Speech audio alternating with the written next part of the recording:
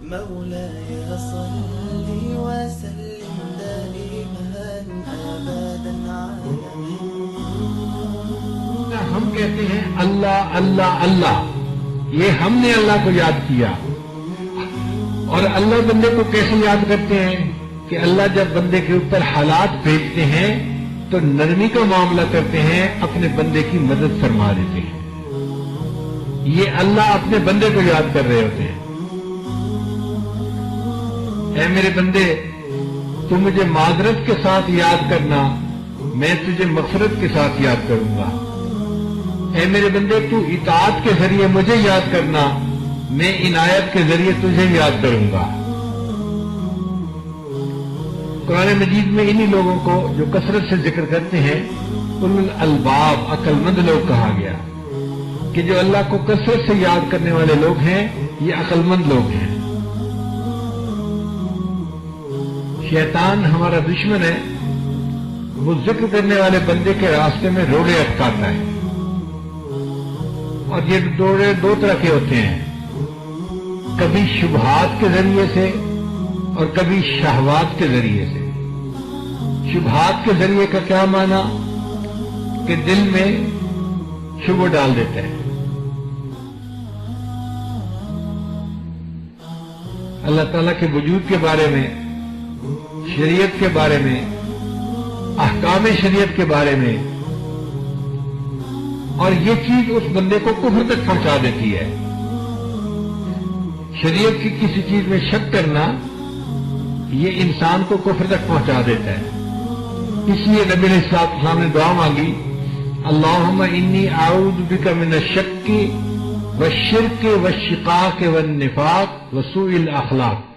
یعنی شرک جو اتنا بڑا گناہ ہے، اس سے پہلے اللہ کے حبیب صلی اللہ علیہ وسلم نے شک سے پناہ مانگی اللہ کی، کیونکہ یہ شک انسان کو برباد کر دیتا ہے. تو شیطان شبہات کے ذریعے سے، شکوک کے ذریعے سے انسان کو برباد کرتا ہے. ہمارے مشائخ نے کہا کہ تمہیں اگر کسی چیز کے بارے میں کوئی شک پیدا ہو جائے تو تم اس کو بھی اللہ کی خاطر چھوڑ دو. الحلال بین والحرام بین، حلال بھی واضح ہے، حرام بھی واضح ہے. ان کے درمیان میں کچھ چیزیں ہوتی ہیں جو مشتبہ ہوتی ہیں. اگر کوئی ایسی چیز ہو تو اللہ کے لیے اس کو بھی چھوڑ دیا کرو. اگر ایسا کرو گے تو تم متقی بن جاؤ گے، اللہ کے دوست بن جاؤ گے. اور یہ ابھی سے نہیں کام شروع ہوا، بہت پہلے سے، چنانچہ 10 ہجری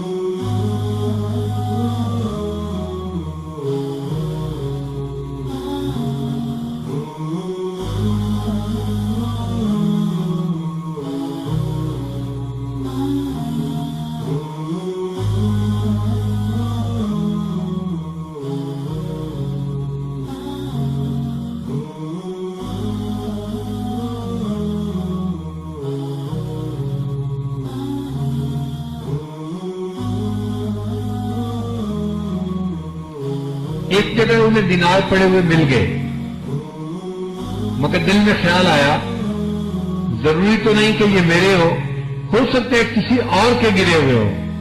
اس خیال کے آنے کی وجہ سے انہوں نے ان دیناروں کو نہیں اٹھایا کہ کیا پتا یہ کسی اور کے ہوں۔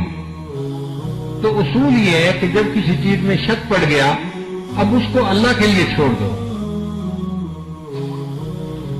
اور دوسرا طریقہ ہے کہ شیطان انسان کو شہوات کے ذریعے سے گراتا ہے، اس کے ذہن میں نفسانی، شیطانی، شہوانی خیالات پیدا کرتا ہے۔ ہمارے مشائخ نے اس کا سمپل حل بتایا کہ تم ایسے خیال کو ذہن میں ٹکنے ہی نہ دو، جیسے ہی یہ خیال ذہن میں آئے تم اللہ کو یاد کرو تاکہ یہ خیال ذہن سے فوراً نکل جائے۔ اس کی مثال یوں سمجھیں، آپ کے فون پہ اگر کسی کا میسج آتا ہے اس کو پڑھنا یا نہ پڑھنا یہ آپ کا اختیار ہے۔ اگر نہیں پڑھیں گے تو آپ کو کوئی نقصان نہیں دیتا، پڑھیں گے تو پھر اس کے بارے میں آپ سوچیں گے۔ اسی طرح شیطان ذہن میں خیال کا میسج بھیجتا ہے، جب ہمیں پتہ ہے کہ یہ گناہ کا خیال ہے اس کو کھولنے کی کیا ضرورت ہے، اس کو پڑھنے کی کیا ضرورت ہے، آپ اس کو نہ پڑھیں، اگنور کر دیں، کوئی نقصان نہیں دے گا۔ خیال کا ذہن میں آ جانا یہ برا نہیں ہے، خیال کا خود ذہن میں لانا اور اس کو ذہن میں جمانا یہ برا ہوتا ہے۔ جس پہ بندے کا اختیار نہیں، اللہ تعالیٰ اس چیز پر اس کی پکڑ بھی نہیں فرماتے۔ شریعت کا مسئلہ ہے، جنگلی ہرن اور اڑتے پرندے کو کوئی شخص بیچ نہیں سکتا۔ کوئی نہیں کہہ سکتا جی کو جنگل میں فلاں ہرن پھر رہا ہے، میں آپ کو بیچتا ہوں، پیسے مجھے دے دیں۔ اس کی بے ہو ہی نہیں سکتی، کیوں کہ چیز کے اوپر قبضہ اختیار نہیں ہے، قبضہ نہیں ہے، اڑتے پرندے پر اختیار نہیں ہے۔ تو جب غیر اختیاری چیز کی بے نہیں ہو سکتی تو غیر اختیاری جو خیالات آتے ہیں اس پر بھی اللہ تعالیٰ بندے کی پکڑ نہیں فرماتے۔ یہ تو تمہارے اختیار میں ہی نہیں تھا، ہم تمہاری پکڑ کیسے کریں؟ غیر اختیاری خیالات کا آنا نہ معصیت ہے نہ مرض ہے، یہ کوئی مرض کی بات نہیں ہے۔ نیک لوگوں کو بھی خیال آ جاتے ہیں، اس کا ایک ہی حل ہے کہ اس کو اگنور کر دیا جائے، اس کو ذہن میں جگہ نہ دی جائے۔ اب اس کی ترتیب یہ ہے، پہلے ذہن میں خیال پیدا ہوتا ہے،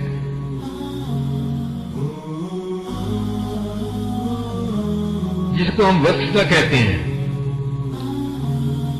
اور پھر وہ انسان کے اندر شہوت کو ابھارتا ہے، اور جب شہوت ابھرتی ہے تو انسان اس کے اوپر عمل کر لیتا ہے۔ تو وسوسہ، پھر شہوت، پھر عمل، یہ تین سیڑھیاں ہیں جو انسان چڑھتا ہے۔ اگر اس نے وسوسے کو شروع میں رد کر دیا تو یہ انسان کے لیے عبادت بن جائے گی، اس پر اللہ اس کو اجر عطا فرمائیں گے کہ شیطان نے گناہ کا خیال ڈالا مگر میرے بندے نے اس کی بیعت پہ لبیک نہیں کہا، اس کی بات کو ماننا نہیں۔ تو وسوسے کو اگر شروع میں رد کر دیں گے تو یہ عبادت بن جائے گی، اور اگر اس وسوسے کو سوچنا شروع کر دیں گے تو یہ چیز عادت بن جائے گی۔ وسوسہ انسان کے اندر شہوت کو بیدار کرتا ہے، شہوت انسان کے اندر عمل پیدا کر دیتی ہے، اور عمل بالآخر عادت بن جایا کرتی ہے۔ اب ذہن میں آنے والا ہر خیال یا تو عبادت بن سکتا ہے یا عادت بن سکتا ہے۔ اگر رد کر دیں گے تو عبادت بنے گا، اللہ کی طرف سے ہمیں اجر ملے گا، اور اگر ہم اس کے بارے میں سوچیں گے تو بالآخر گناہ کر بیٹھیں گے اور یہ عادت بن جائے گی۔ اس لیے ہمارے مشائخ نے وقوف قلبی کی تلقین کی۔ وقوف قلبی کا کیا معنی؟ ہر وقت اللہ کی طرف متوجہ رہنا، ایک لمحہ بھی اللہ سے غافل نہ ہونا، لیٹے بیٹھے چلتے پھرتے ہر گھڑی ہر آن دل میں اللہ کی طرف ہو دھیان۔ تو جب کیفیت ایسی ہو کہ اللہ کے سوا کسی اور چیز کی طرف دھیان ہی نہیں جانا تو پھر یہ چیز انسان کو نقصان نہیں دے سکتی۔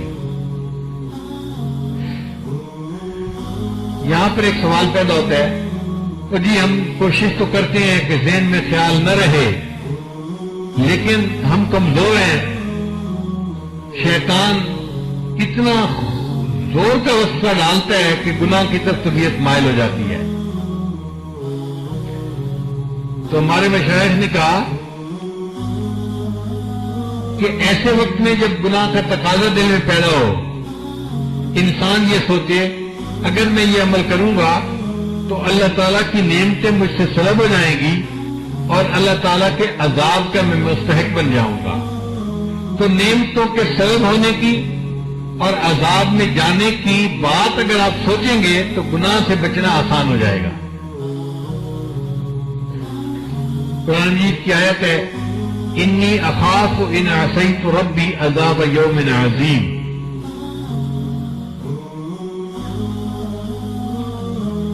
اور پھر اللہ تعالیٰ سے مدد مانگے کہ اے اللہ مجھے آپ ایسے وساوس سے نجات عطا فرما دیجیے، شیطان بدبخت کو میرے اوپر اختیار نہ دیجیے۔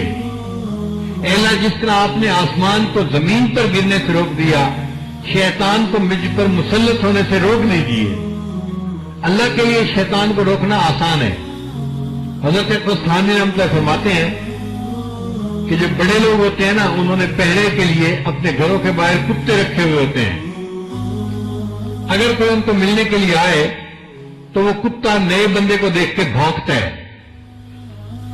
اب اس بندے کے پاس 3 صورتیں ہیں، ایک تو یہ کہ وہیں سے واپس اپنے گھر چلا جائے، اگر گھر چلا گیا تو اس کو اپنے اس دوست سے کبھی بھی وصل نصیب نہیں ہوگا، کیونکہ یہ تو راستے سے واپس آ گیا۔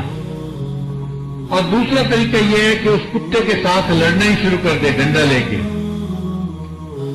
یہ بھی کوئی اچھی بات نہیں ہے، اپنا وقت ضائع کرنے والی بات ہے۔ اور تیسرا طریقہ یہ ہے کہ اپنے دوست کو اطلاع دے، اس کو پکارے، جی ذرا اپنے کتے کو آپ کنٹرول کیجئے۔ ہم نے دیکھا ہے کہ جس بندے نے کتا رکھا ہوتا ہے نا، وہ کتے کو اشارہ کر دیتا ہے، ٹونی پیچھے ہٹ جاؤ، تو کتا دم دبا کے پیچھے ہٹ جاتا ہے، اپنے مالک کی بات کو مانتا ہے۔ تو حضرت قسطلانی رحمۃ اللہ فرماتے ہیں کہ یہ شیطان اللہ رب العزت کے دروازے کا کتا ہے، جو اللہ تعالیٰ تک پہنچنا چاہتا ہے یہ کتا اس کو بھونکتا ہے۔ اب شیطانی وساوس کی وجہ سے ذکر کرنا چھوڑ دینا، مراقبہ چھوڑ دینا، یہ کوئی عقل مندی کی بات نہیں ہے۔ یا پھر ہم شیطان کے ساتھ لڑتے ہی رہے، یہ بھی عقل مندی کی بات نہیں ہے۔ عقل مندی کی بات یہ ہے ہم اللہ سے مدد مانگیں، اے اللہ مدد فرما دے اور ان وساوس سے ہمیں نجات عطا فرما دے۔ جب اللہ تعالیٰ مدد فرمائیں گے تو شیطان کے وساوس ختم ہو جائیں گے، ہمارے لیے اللہ کی یاد میں زندگی گزارنا آسان ہو جائے گی۔ اللہ تعالیٰ پسند کرتے ہیں کہ بندہ مجھے تنہائی میں یاد کرے۔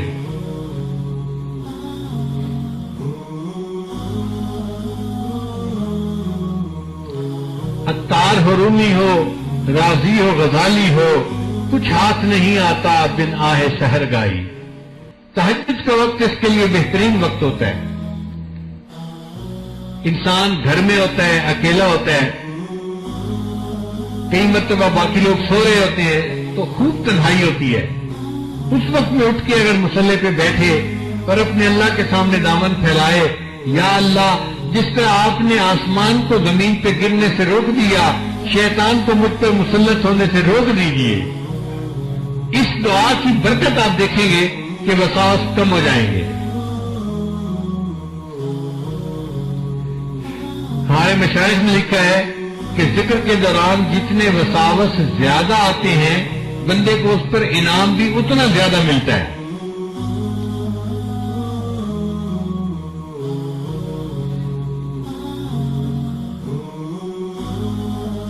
ہم نے تو اپنے رب کو یاد کرنا ہے۔ اگر ذکر میں لذت ملے گی پھر بھی یاد کریں گے، اگر لذت ملنے کی بجائے وساوس آئیں گے پھر بھی اپنے اللہ کو یاد کریں گے۔ لیکن جن کو وساوس آتی ہیں ان کو اجر اللہ تعالیٰ زیادہ عطا فرما دیتے ہیں۔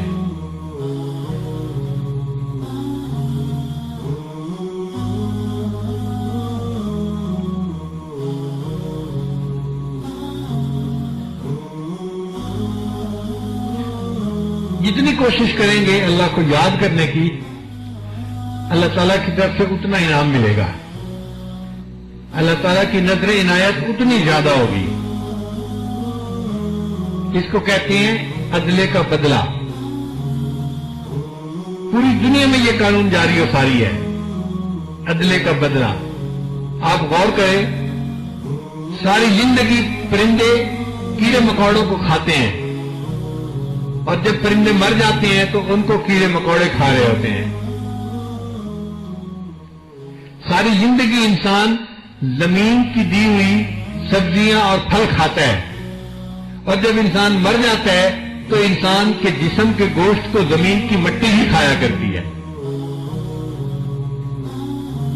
تو ہم اگر شیطان کے ساتھ لڑیں گے تو اس کے بدلے میں اللہ کی رضا نصیب ہوگی، بدلہ ضرور ملے گا، اور اگر شیطان کی بات مانیں گے تو اس سے اللہ تعالیٰ کی ناراضگی ہوگی۔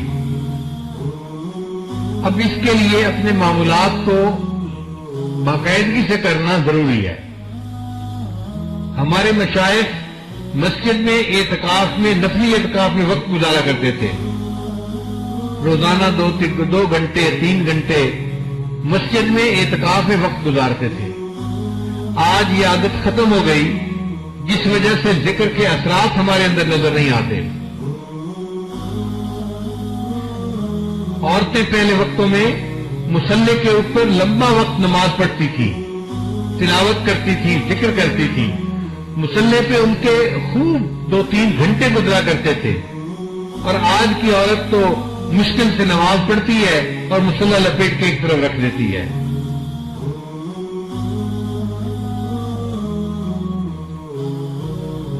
دل میں اللہ کی محبت ہوگی تو مصلی پہ بیٹھنا اچھا لگے گا۔ جی میں ہے کہ در پہ اسی کے پڑا رہوں، سر زیر بار منت درباں کیے ہوئے، جی ڈھونڈتا ہے پھر وہی فرصت کے رات دن، بیٹھے رہیں تصور جانا کیے ہوئے۔ جب دل میں محبت ہوتی ہے تو دل چاہتا ہے کہ اللہ کی یاد میں بس میں بیٹھا رہوں، مجھے کوئی تنگ نہ کرے۔ سبيل الدموع سبيل مريح، تنهدى يا صاحي كي تستريح، وبث الدعاء الخفي